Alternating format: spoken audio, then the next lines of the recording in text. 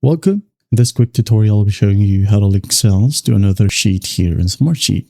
Okay, as you can see here, I have two sheets available. For example, this one is, I'm going to go ahead and rename it, okay, as the destination sheet, okay, rename.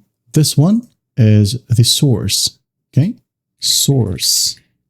I'm going to go ahead and rename it as well. I'm going to go back to destination sheet and select the cell or consecutive cells that you need to pull data into. Okay, so maybe these 4 columns and rows. Okay, and then I'm going to go ahead and release. Click on the link button right here. Click. Now, as you can see here, it needs a source sheet or source data.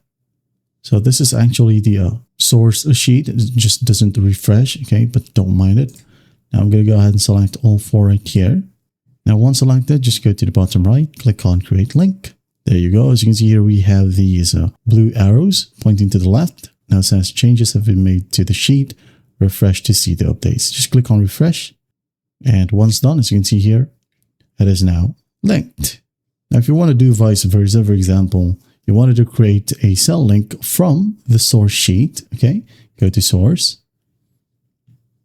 Now, maybe this one right here, or let's just go ahead and create another one. Car, maybe this price, okay? Now, just copy the cells, copy. Now, go back to the destination sheet. In here, select the cells where you wanted it to be applied. Right-click and click on Paste Specials. In here, just go ahead and click on Links to Copied Cells. Hit on OK.